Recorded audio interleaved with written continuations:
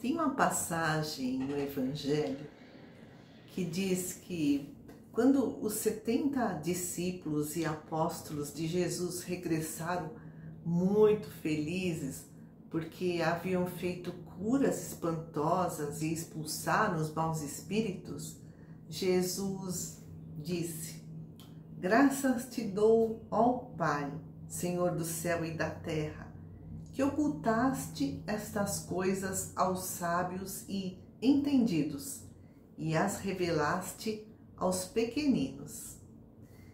E o escritor espírita Paulo Alves Godoy, no livro O Evangelho por Dentro, escreve que quase todas as verdades novas que, ao serem reveladas, abalaram o mundo, tiveram como anunciadores homens simples, e muitos deles destituídos de grande saber intelectual. E aí o Paulo dá vários exemplos de grandes missionários ao longo da nossa história. Os discípulos e os apóstolos de Jesus eram homens rudes, no sentido de que não eram instruídos, tinham pouca letra. No entanto, assumiram a tarefa de reformar o mundo, de divulgar a boa nova. Apesar dos precários meios de comunicação daquela época, né? Imaginemos, há 2000 anos, não tinha internet, não tinha rádio, não tinha televisão, não tinha telefone, não tinha telégrafo. Mas eles conseguiram, num prazo de 3 séculos, enfraquecer os alicerces do paganismo, que até então era a religião oficial de Roma, o mais poderoso império do mundo daquela época. Outro grande missionário, João Batista. Jesus disse que ele foi o maior espírito encarnado que já esteve na terra, depois de Jesus, é claro. E ele viveu humildemente nas mais obscuras condições, e ele foi o precursor do Messias esperado, do Messias anunciado há séculos. E Paulo de Tarso? Ele abdicou de uma carreira brilhante entre os fariseus, entre os doutores da lei, e passou a viver desprovido de posses materiais, e, no entanto, ele desempenhou uma das maiores missões que já conhecemos, né? De divulgar os ensinamentos de Jesus a grande parte do mundo, além dos judeus, por isso que ele foi chamado o apóstolo dos gentios. Francisco de Assis nasceu numa família rica, mas escolheu viver na pobreza para exemplificar a humildade, a paz, o amor. Assim como o Buda, que largou a sua posição de nobreza, né, o príncipe Siddhartha Gautama, e viveu como os pobres, junto aos sofredores, para revelar o budismo, uma religião de desapego e de autoconhecimento.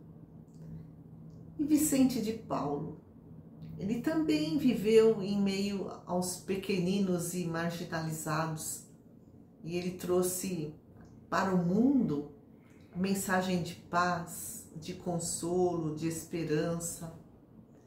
E mais recentemente, século XIX, Allan Kardec, como, né, o professor Rivail, que poderia viver uma vida confortável, porque ele já era muito prestigiado em virtude das obras pedagógicas que havia publicado. Ele era muito conhecido na França daquela época, no meio acadêmico, mas ele preferiu levar uma vida cheia de tribulações, de perseguições dos opositores, né, do espiritismo, para codificar a doutrina espírita.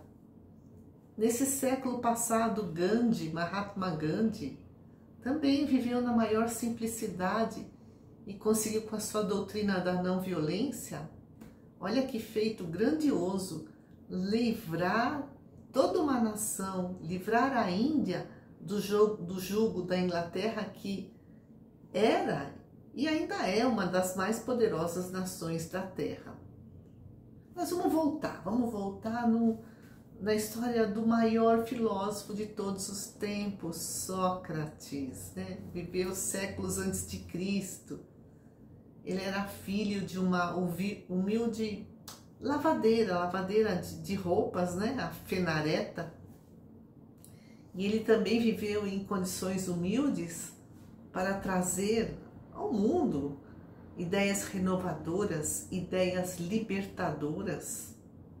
Ele, inclusive, é considerado um precursor, Platão, né, que escreveu as obras de Sócrates, o precursor das ideias cristãs e das ideias espíritas e tantos outros. Podemos citar os homens simples e destituídos de poder, né, de poderes terrenos, de bens materiais, né, sem posse nenhuma, né, lá nos primeiros tempos de divulgação do cristianismo e que divulgaram a Boa Nova, Barnabé, Tito, João, Marcos, Estevão, que foi martirizado, Timóteo, Filipe, Lucas, que era médico, e tantos outros.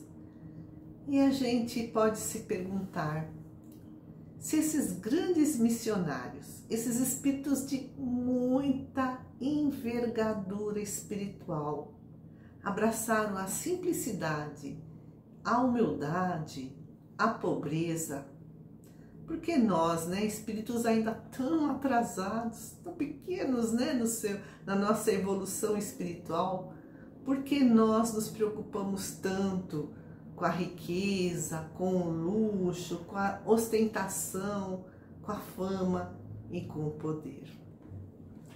Amigos queridos, agradeço muito a atenção de todos.